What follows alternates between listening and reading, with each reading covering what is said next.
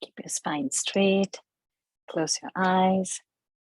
Take a deep breath in and exhale. Take a deep breath in and exhale. Take a deep breath in, hold it there. Om.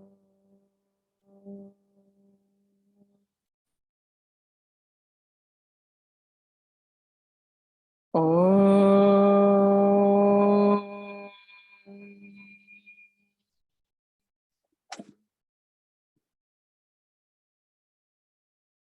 Om.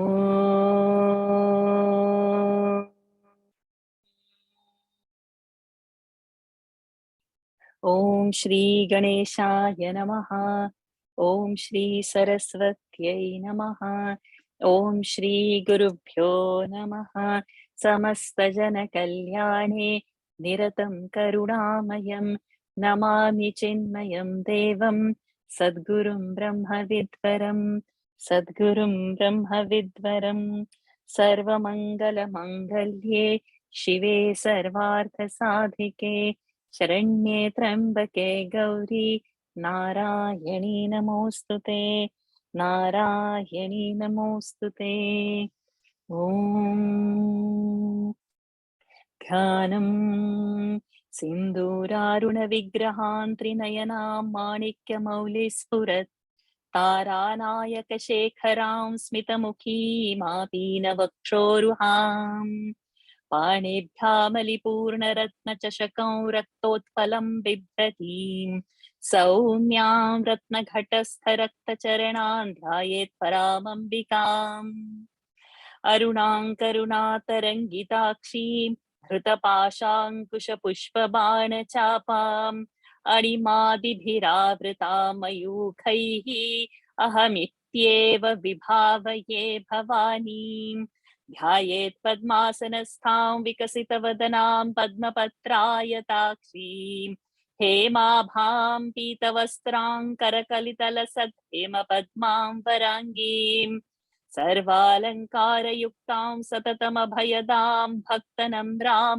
भवानीं श्रीविद्यां शान्तमूर्तिं सकलसुरनुतां सर्वसम्पत्प्रदात्रीम् सकुङ्कुमविलेपनामलिकचुम्बिकस्तूरिकां समन्दहसितेक्षणां सशरचापपाशाङ्कुशाम् अशेषजनमोहिनीमरुणमाल्यभूषाम्बरां जपाकुसुमभासुरां जपविधौ स्मरेदम्बिकाम् ॐ ऐं ह्रीं श्रीं Om Shri Matre Namaha.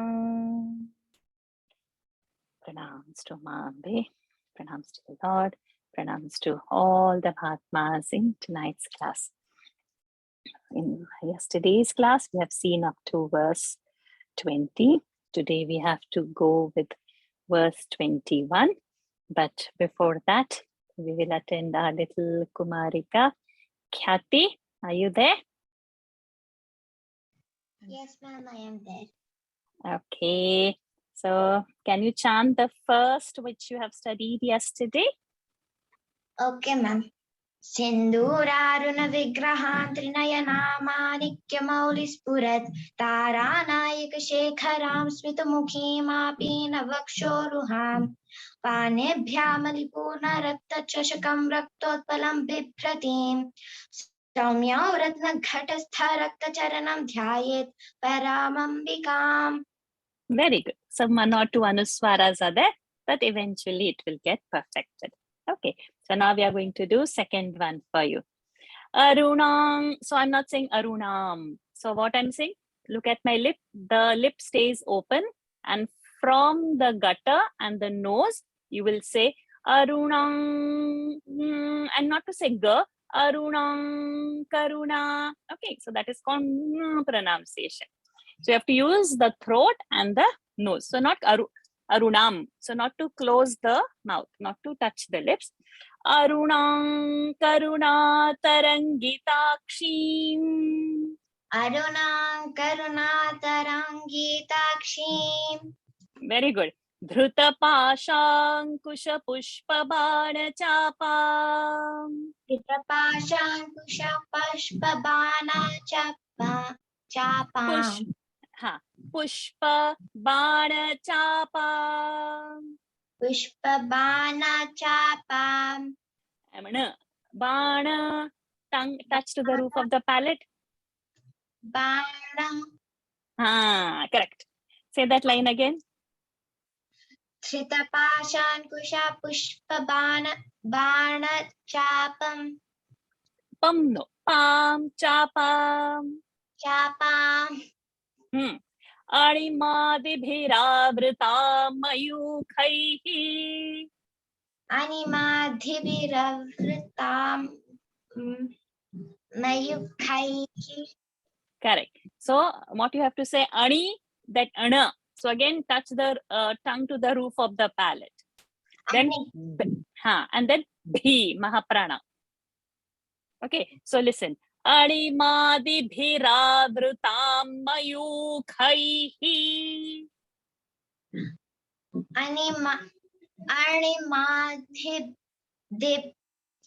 अनिमादिभिरावृताम् मयूखैः.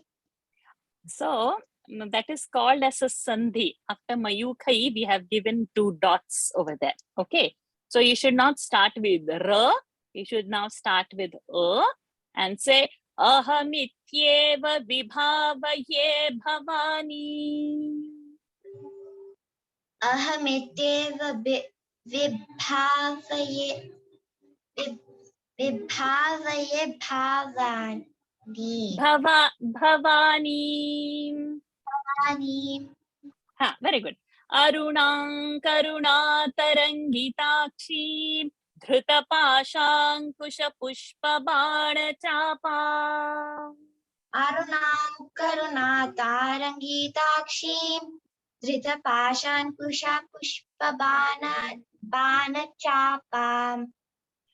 अणिमादिभिरावृता मयूखैः अहमित्येव विभावये Bhavani. अणिमादिभिरावृतां मयूखैः अहमित्येव विभावये भावानि. Awesome. Can you try on your own? अरुणां करुणा गीता तराङ्गिताक्षीं Again. Slowly. Arunam karuna tarangitakshim. Every alphabet should be clear. अरुणां करुणा ताराङ्गिताक्षीं धृतपाशाङ्कुशा पुष्पबाणचापाम्. अणिमादिभिरावृतां मयूखैः अहमित्येव विभावये भावानि. Excellent. Very good. Were you able to memorize yesterday's verse? Yes, ma'am. Excellent. So tomorrow you will memorize this also and come. Yes, ma'am. And then say tomorrow both the verses without C. Okay. And also the Anuswara you should get. So just ask your mom to WhatsApp message me for the Anuswara. I'll just get little fine tune for you with that Anuswara practice. Okay. Okay.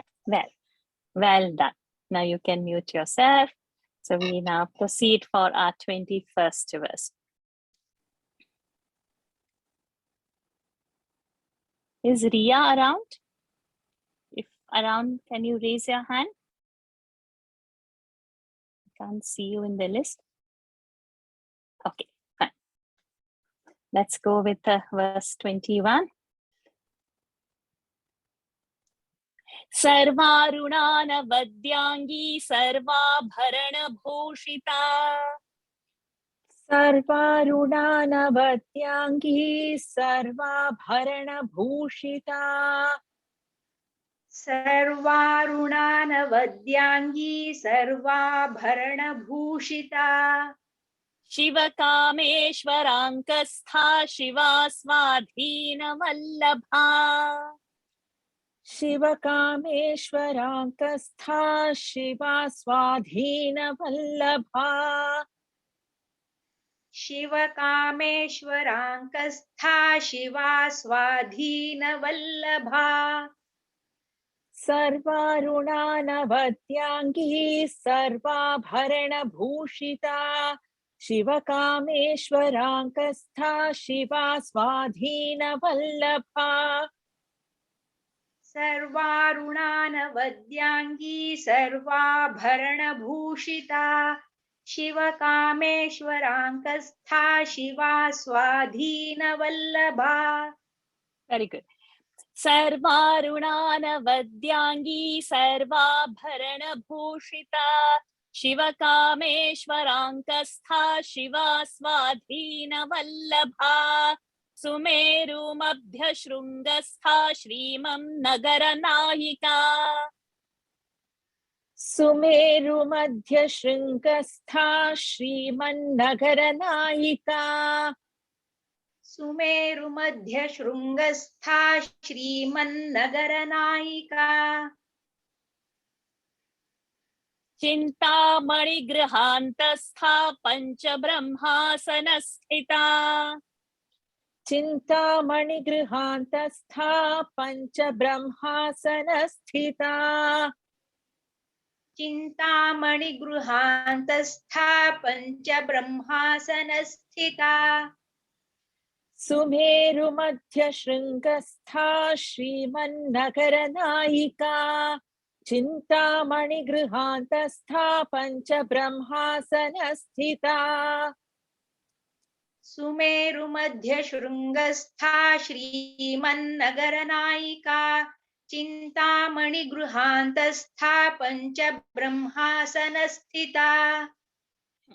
Over here, what we have to note is the word that Pancha Brahmasana Sthita. So many people don't know to say Brahma correctly.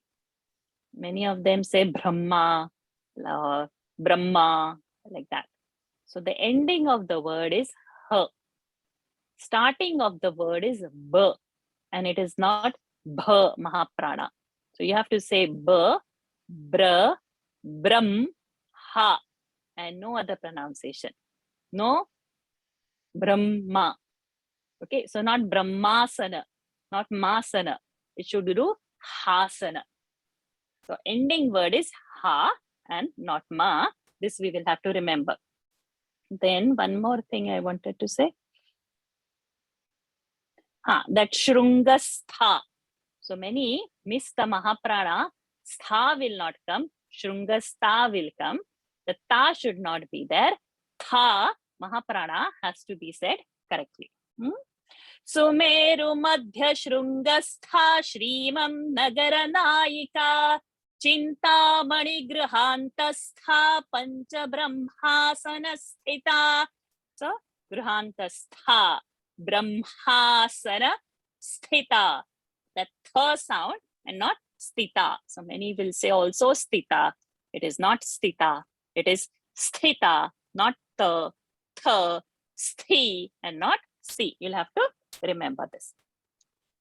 Mahapadmatavi Samstha Kadamba Vanavasini.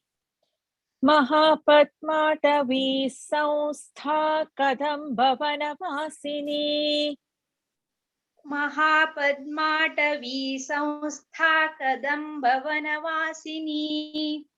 Again, to remember, we are not saying samstha for the South Indians. For the North Indians, we are not saying sanstha. So it's not sam, it is not san, it is wa, samstha. Mahapadmatavi samstha kadamba vanavasini sudha sagara madhyastha kamakshi kamadayini. सुधा सागर मध्यस्था कामाक्षी कामदायिनी सुधा सागर मध्यस्था कामाक्षी कामदायिनी. महापद्माटवी संस्था कदम्ब वनवासिनी सुधा सागर मध्यस्था कामाक्षी कामदायिनी महापद्माटवी संस्था कदम्बवनवासिनी सुधासागर मध्यस्था कामाक्षी कामदायिनी सुमेरु मध्य शृंगस्था श्रीमं नगर नायिका चिंतामणि गृहांतस्था पंच ब्रह्मासन स्थिता महापद्माटवी संस्था कदम्बवनवासिनी सुधा सागर मध्यस्था Kamakshi कामदायिनी sorry देवर्षिगण संघात स्तूयमानात्म वैभवा देवर्षिगण संघात स्तूयमानात्म वैभवा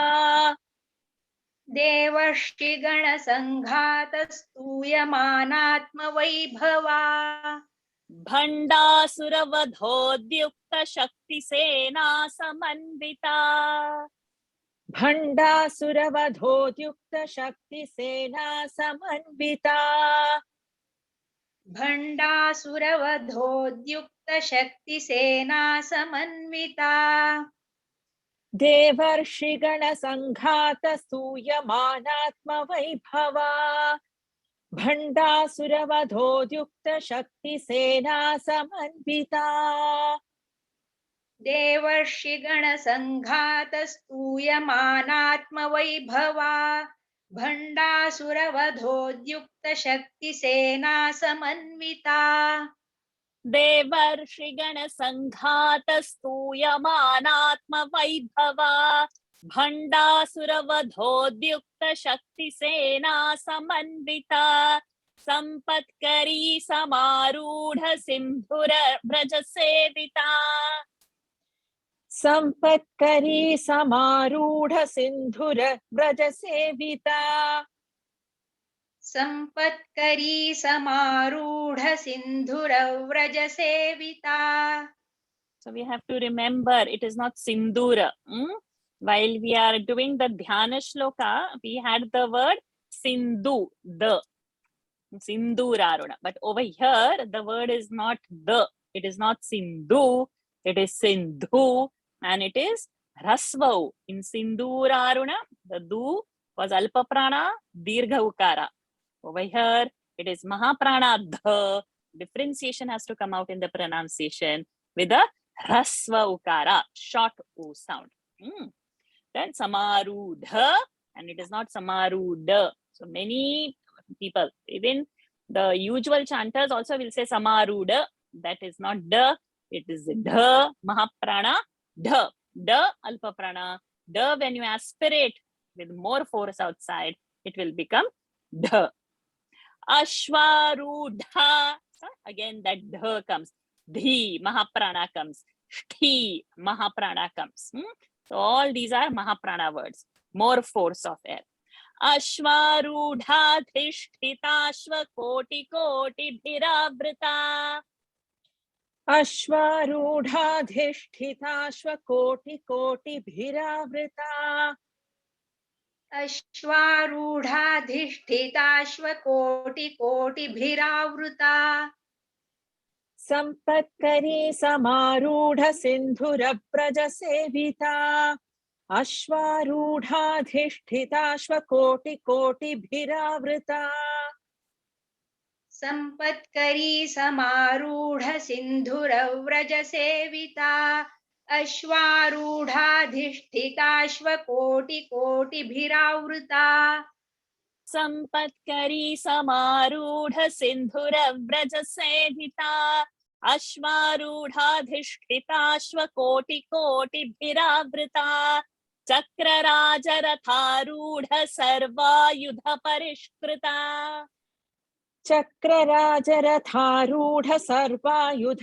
परिष्कृता चक्रराजरथारूढ़ सर्वायुध परिष्कृता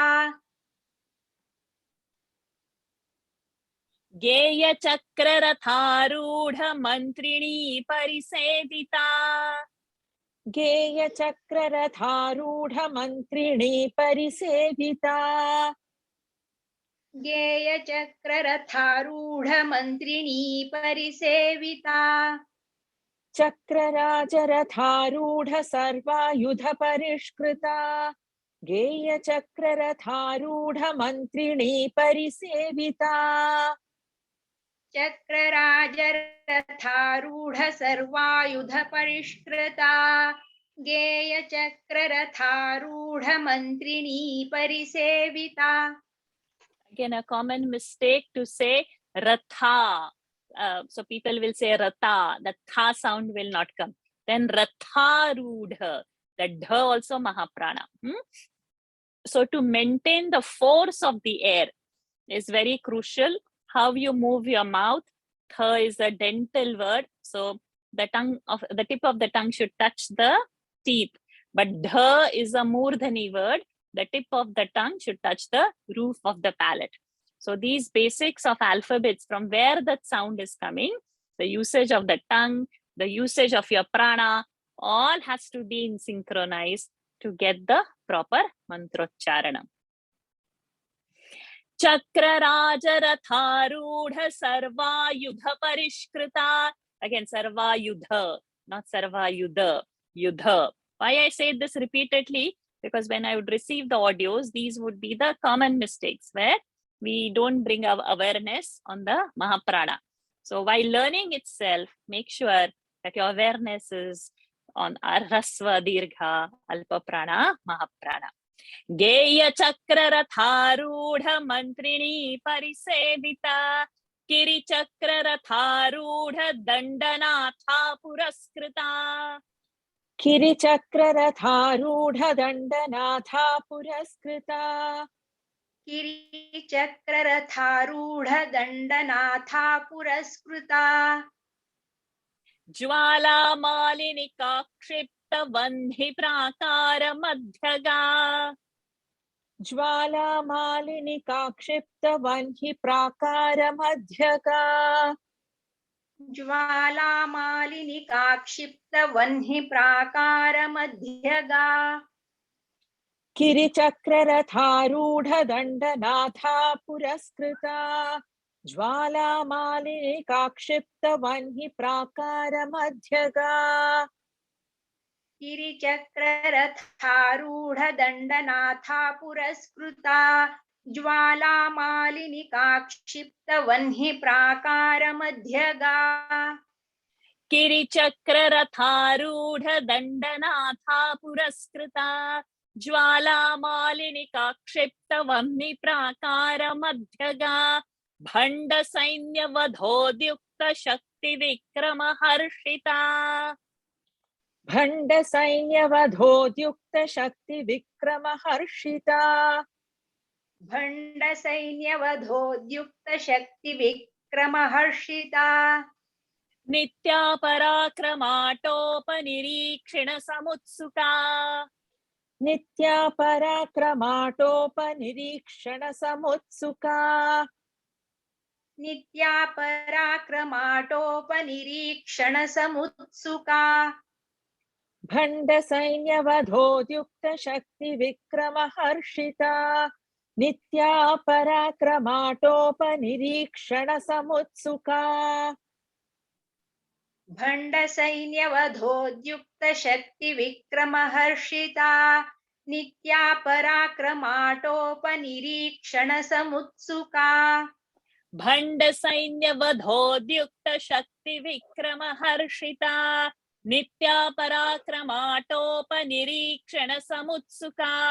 So again, that sh we'll have to remember in harshita.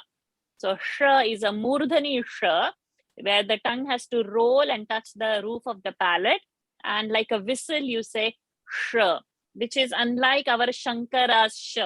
That sh you don't turn the tongue towards the roof of the palate, but this sh is harshita. Shankar, we don't touch it to the roof.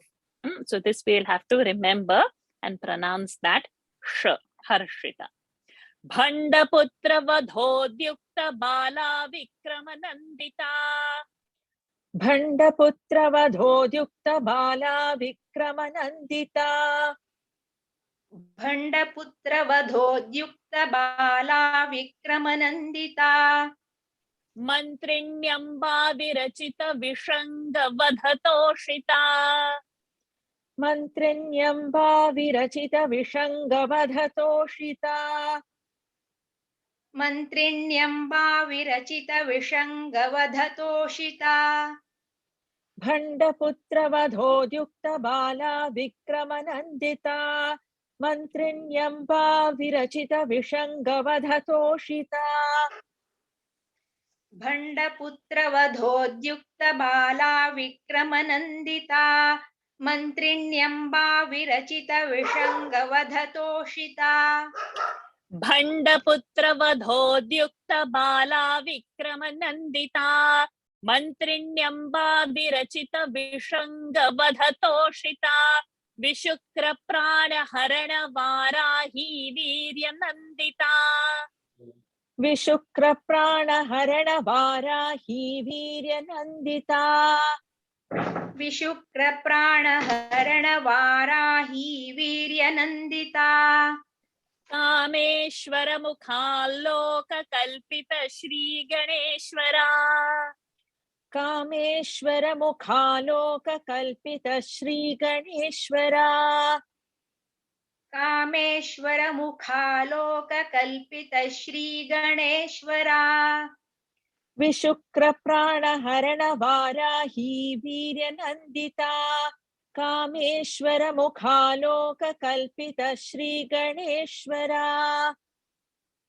विशुक्रप्राणहरणवाराही वीर्यनन्दिता कामेश्वरमुखालोककल्पित श्रीगणेश्वरा विशुक्रप्राणहरणवाराही वीर्यनन्दिता कामेश्वरमुखालोककल्पित श्रीगणेश्वरा Mahaganesh निर्भिन्न विघ्नयन्त्र प्रहर्षिता Mahaganesh निर्भिन्न विघ्नयन्त्र प्रहर्षिता Mahaganesh निर्भिन्न विघ्नयन्त्र प्रहर्षिता भण्डासुरेन्द्र निर्मुक्त शस्त्र प्रत्यस्त्र वर्षिणी भण्डासुरेन्द्र निर्मुक्त शस्त्र प्रत्यस्त्र वर्षिणी भण्डासुरेन्द्र निर्मुक्त शस्त्र प्रत्यस्त्र वर्षिणी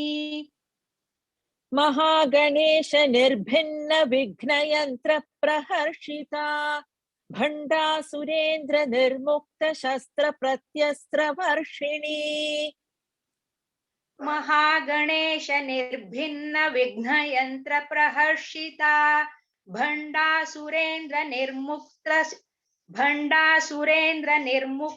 शस्त्र प्रत्यस्त्र वर्षिणी महागणेश निर्भिन्न विघ्नयन्त्र प्रहर्षिता भण्डासुरेन्द्र निर्मुक्त शस्त्र प्रत्यस्त्र Varshini. So again to remember Vighna and not Vigna, not Vig, Vig, Gha, Mahaprana, Praharshitas, Shakara, Murdhani Shakara, Shastra, Pratyastra and not Shastra, Pratyasra.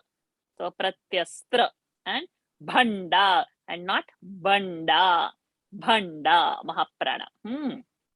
Again, Varshini, Shakara is also Murdhani and that Ina is also Murdhani Ina.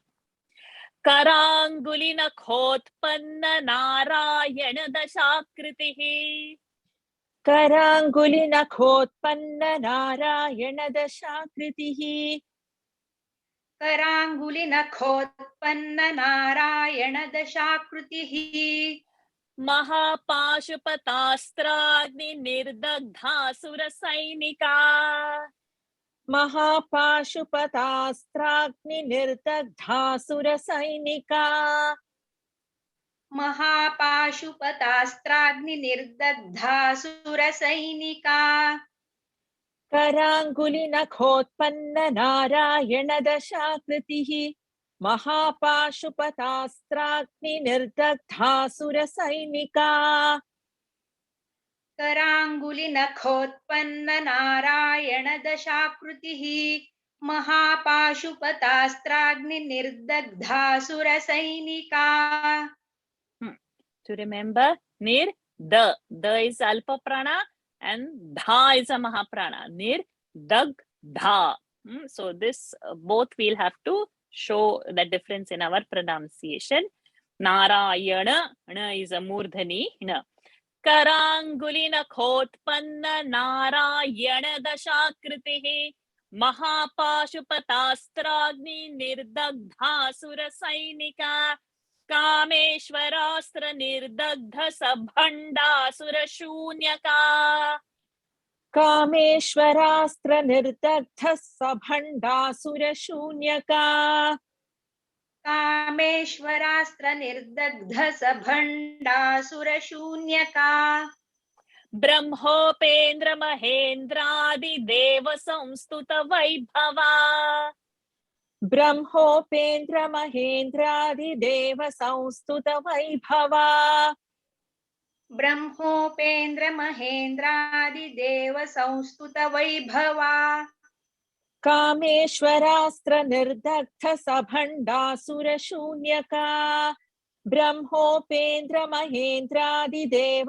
संस्तुत Vaibhava कामेश्वरास्त्र निर्दग्ध सभण्डासुरशून्यका ब्रह्मोपेन्द्र महेन्द्रादिदेव संस्तुत Vaibhava कामेश्वरास्त्र निर्दग्ध सभण्डासुर शून्यका ब्रह्मोपेन्द्र महेन्द्रादि देव संस्तुत वैभवा हर नेत्राग्नि संदग्ध काम संजीवन औषधिः हर नेत्राग्नि संदग्ध काम संजीवन औषधिः हर नेत्राग्नि संदग्ध काम संजीवन औषधिः श्रीमद्वाग्भवकूटैक स्वरूप मुख पंकजा श्रीमद्वाग्भवकूटैक स्वरूप मुख पंकजा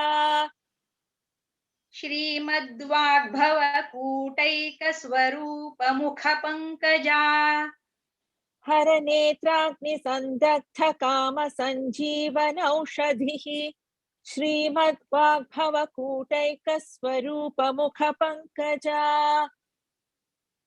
हर नेत्राग्नि संदग्ध काम संजीवन औषधिः श्रीमद्वाग्भवकूटैक स्वरूप मुख पंकजा हर नेत्राग्नि संदग्ध काम संजीवन औषधिः श्रीमद्वाग्भवकूटैक स्वरूप मुख Pankaja. Again to note sanjivana aushadhihi, so that hrasva ikara, we have cut that sound and we have not dragged it along with the tune, saying aushadhihi, we have not dragged it to fit in the tune. Also kutaika, ku dirgha, swarupa, ru dirgha, so you have to stress those, but mukha is hrasva. Kutaika swarupa mukha pankaja, so where to hold longer, where to leave it fast, it all depends upon how those swaras are and not how it appeals to us for the tune. So we have to read exactly what is there. Kantadha kati paryanta madhya kuta swarupini. कंठादः कटिपर्यन्त मध्यकूट स्वरूपिणी कंठादः कटिपर्यन्त मध्यकूट स्वरूपिणी. So in Lalita Sahasranam, we have got very few visargas that would come.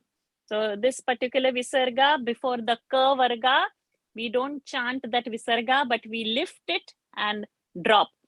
Kantadha. And we don't say dhaha, we don't say dhas, dhaf, anything. So dhah, like that. We have to lift and drop it. Anything coming before a ka varga. Ka varga, ka, kha, ga, gha. So any visarga coming before these alphabets, we lift and we drop. Very few visargas are there, but we shall see. Shakti kutai katapanna katyadho bhagadharini. शक्तिकूटैकतापन्न कट्यधो भागधारिणी शक्तिकूटैकतापन्नकट्यधोभागधारिणी कण्ठाधः कटिपर्यन्तमध्यकूटस्वरूपिणी शक्तिकूटैकतापन्नकट्यधोभागधारिणी कण्ठाधः कटिपर्यन्तमध्यकूटस्वरूपिणी शक्तिकूटैकतापन्नकट्यधोभागधारिणी When I say very few visargas are there, I meant between the two words. At the end of a sentence, there are many. But between the words, when it comes, there is a particular way and different rules are there to chant those visarga. So for today, you are learning with when the visarga comes before a ka, it has to be lifted and dropped and not chanted it fully. Kantha, so na, murdhani na, tha and not kanta. And not kantha also. No na, it is na, and tha also murdhani, and dha also mahaprana. Kanthadah katiparyanta madhyakuta swarupini shakti kutaikatapanna katyadho bhagadharini मूल मंत्रात्मिका मूल कूटत्रय कलेबरा मूलमन्त्रात्मिका मूलकूटत्रयकलेभरा मूलमन्त्रात्मिका मूलकूटत्रयकलेवरा. Okay, you said bhara, you said vara. Vara or vara should be okay.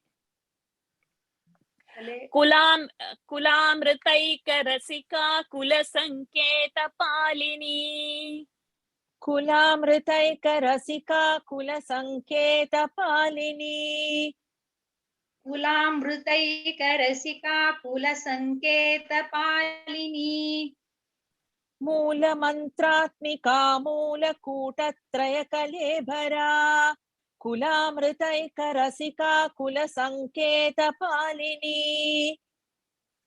मूलमन्त्रात्मिका मूलकूटत्रयकलेबरा कुलामृतैकरसिका कुलसंकेतपालिनी. Moola mantra, so it's not Moola mantra, Mu Dirgha, Moola Kuta, so all are Dirgha sound. So it should reflect in our pronunciation. Moola mantratmika, Moola Kuta Traya Kalebara, Kula, so Ku is Rasva. We are not in Kula. Kula, so that has to reflect Rasva sound. Kulamritaika Rasika, Kula Sanketa Palini. Pali, Raswani. So ending if it is Ni Dirgha, we have to hold and drag it to make it confirmed Dirgha. Kulangana, Kulantastha, Kaulini, Kulayogini. कुलांगना कुलांतस्था कौलिनी कुलयोगिनी कुलांगना कुलांतस्था कौलिनी कुलयोगिनी Akula समयांतस्था समयाचार तत्परा Akula समयांतस्था समयाचार तत्परा Akula समयांतस्था समयाचार तत्परा कुलांगना कुलांतस्था कौलिनी कुलयोगिनी Akula समयांतस्था समयाचार तत्परा कुलांगना कुलांतस्था कौलिनी कुलयोगिनी Akula समयांतस्था समयाचार तत्परा कुला कुलयोगिनी अकुला समयांतस्था समयाचार तत्परा मूलाधारैक निलया ब्रह्म ग्रंथि विभेदिनी मूलाधारैक निलया ब्रह्म ग्रंथि विभेदिनी मूलाधारैक निलया ब्रह्म ग्रंथि विभेदिनी. Remember Brahma Granthi and not Brahma Granthi. Granthi, tha mahaprana, Brahma, not Brahma. मणिपूरान्तरुदिता विष्णुग्रन्थिविभेदिनी मणिपूरान्तरुदिता विष्णुग्रन्थिविभेदिनी मणिपूरान्तरुदिता विष्णुग्रन्थिविभेदिनी मूलाधारैकनिलया ब्रह्मग्रन्थिविभेदिनी मणिपूरान्तरुदिता विष्णुग्रन्थिविभेदिनी मूलाधारैकनिलया ब्रह्मग्रन्थिविभेदिनी मणिपूरान्तरुदिता विष्णुग्रन्थिविभेदिनी मूलाधारैकनिलया ब्रह्मग्रन्थिविभेदिनी मणिपूरान्तरुदिता विष्णुग्रन्थिविभेदिनी आज्ञाचक्रान्तरालस्था रुद्रग्रन्थिविभेदिनी आज्ञाचक्रान्तरालस्था रुद्रग्रन्थिविभेदिनी आज्ञाचक्रान्तरालस्था रुद्रग्रन्थिविभेदिनी सहस्राराम्बुजारूढा सुधासाराभिवर्षिणी सहस्राराम्बुजारूढा सुधासाराभिवर्षिणी सहस्राराम्बुजारूढा सुधासाराभिवर्षिणी आज्ञाचक्रान्तरालस्था रुद्रग्रन्थिविभेदिनी सहस्राराम्बुजारूढा सुधासाराभिवर्षिणी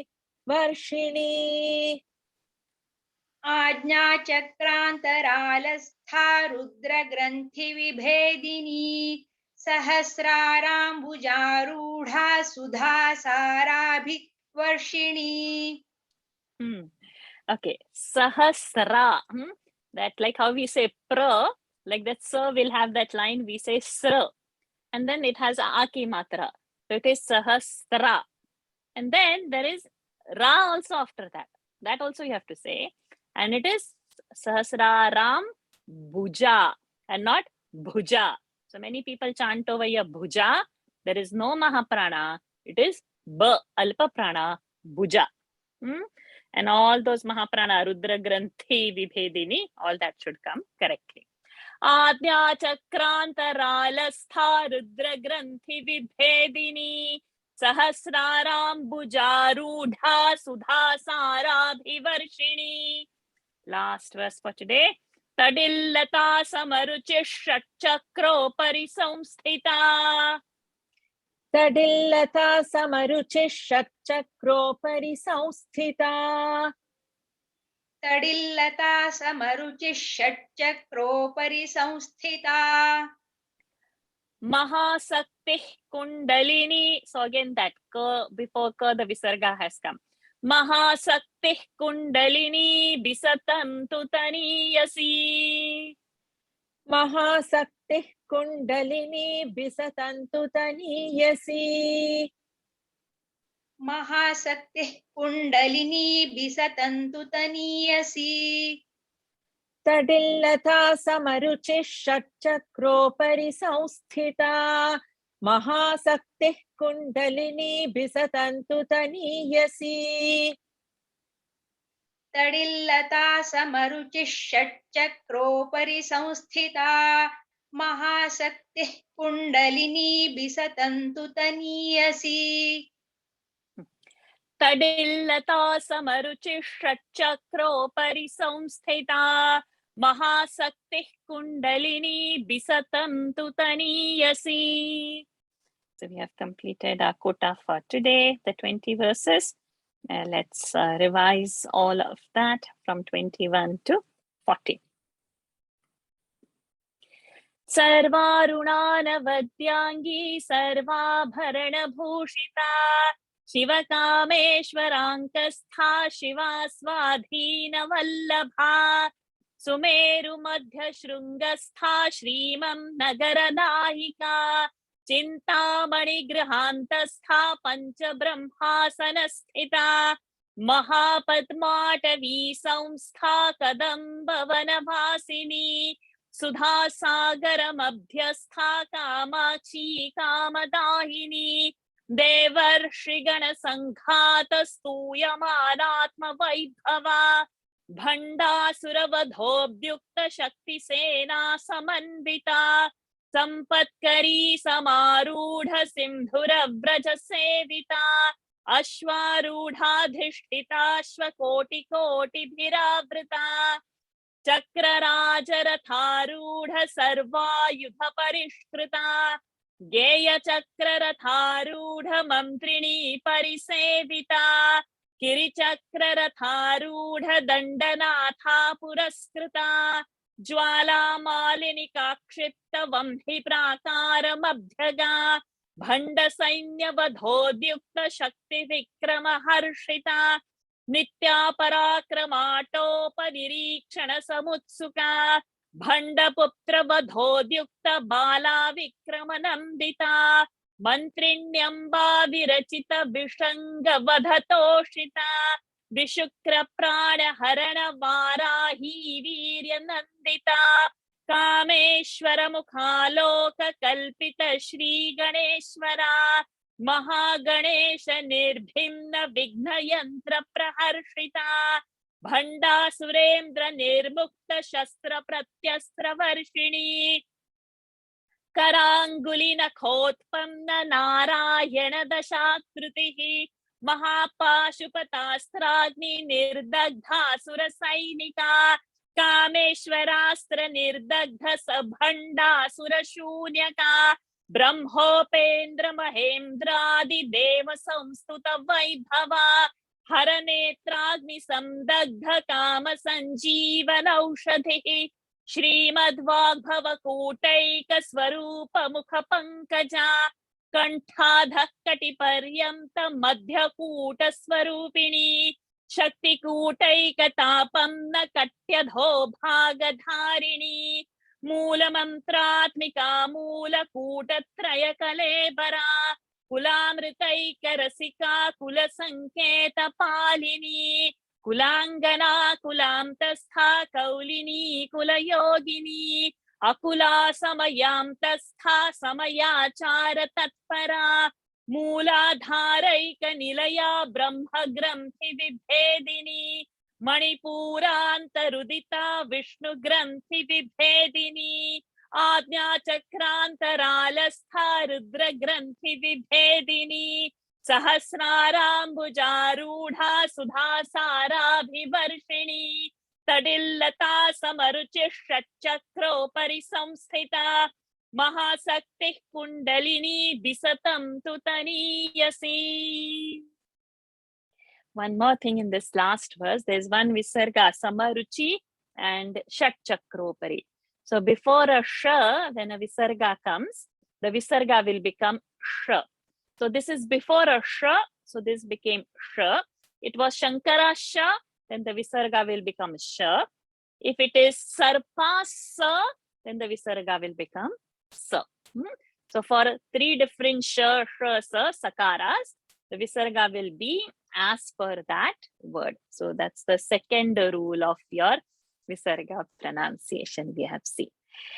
Okay, so with this, we pause over here for tonight. Anybody have any doubts to clear on particular pronunciation which is not clear? Kindly raise your hands. Sandhya K, yes, please.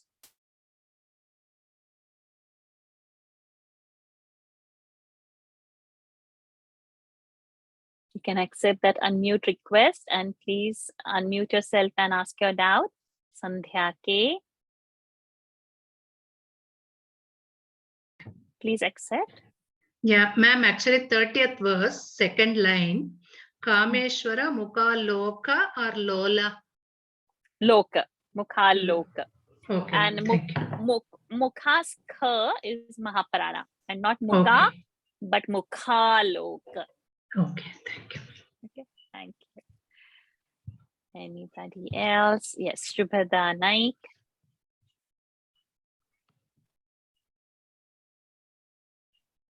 The last 40th shloka, just now you told the rule of Visarga. Can you please repeat that? when in the 40th verse we have two visarga. One is before a ka and one is before a sh. Correct. So, So visarga, when it comes before a ka, we saw that earlier. We lift the visarga and drop it. Sakti kundalini. Correct. Now when it comes before a shakara, so this is shat chakropari. Sh is Sure. said by, it's a murdhani sh. Ah. So this tongue has to touch the roof of the palate to get the sh sound. So Correct. the visarga before that, samaruchi shat chakra. Ruchi shat chakropari. Ruchi sure. ruchi Sure. It becomes sure, right? Okay. ruchi shat chakropari. Shat chakra. Okay. Okay. Try. Samaruchi shat chakra. Shat. Ruchi. No. Ruchi. Ruchish. Okay. Ruchish shat chakra. Correct? Yes. I try one more time. Tadillata samaruchish shat chakro vachari sanstita. Correct. So Thank there is not to pause after doing that visarga. Tatillata samaruchi shatchakra. So within that it should happen. Okay. Thank you. Thank you. Okay. Any more questions? Any more doubts? One more hand. Yes, you have one more question to ask. I want to lower the hand. Okay, that I will do. I had lowered it already. Okay. It doesn't matter. Okay. Any more questions? Okay. So with this, we end the session. Keep practicing. We meet tomorrow and we do 41 to 60 tomorrow. Keep your spine straight. Close your eyes. Take a deep breath in and exhale. Take a deep breath in and exhale. Take a deep breath in, hold it there. Om.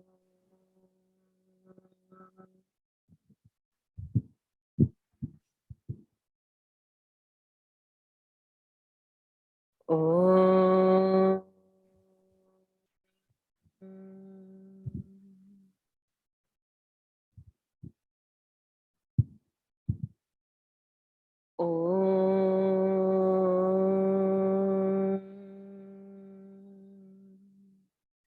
Om Purnamadav Purnamidam Purnat Purnamudachyate Purnasya Purnamadaya Purnameva Vashishyate. Om Shanti Shanti Shanti. Harihi Om. Shri Gurubhyo Namaha. Harihi Om. Shri Devyarpanamastu. Thank you, everybody. The best example is when we say the Shanti Shanti Shanti. So Visarga, Shanti Sha is there. So we say Shanti Shanti Shanti. Okay, so we all will see tomorrow. Hari Om. Hello? Hari Om. Thank you very much. Hari Om. Hari Om. Varshaji. Hari Om. Hari Om. Oh, Ria, you are here, Ria. When did you join, Ria? I called out your name. Where is Ria? Can you unmute yourself, Ria? I just saw you somewhere now. I think she Are you dropped there? off again. She dropped off again. She dropped off. Okay. Fine. Probably will catch. Fine. Hari Om, everybody. See ya. Hari Om. Hari. Thank you. Oh, there are more kids today. Thank you. Is it? I didn't see today then. I can Never? see Lakshmi and the kids there. Oh. That little kid. What's her name? I forgot. Arjun, Anish, and that little girl. She was I there. didn't see Anik. Oh, I didn't see. Yeah. Oh, dear. And then I can see another one also. Lakshmi Ramesh. Oh, dear. Okay. We'll catch up tomorrow with them now. I should have asked some more. Okay, we'll catch up tomorrow. See you. Hari Om, everybody. Hari Om. Om. Thank you, Hari Om. Asha. Hari Thank Om. you. Hari Om. Thank you. Going so Thank fast. you. Already 40 slokas over. So fast. Yes. Hari Om. Better. Har Kripa. Hari Om also, thank you. Thank you. Thank you, Akka.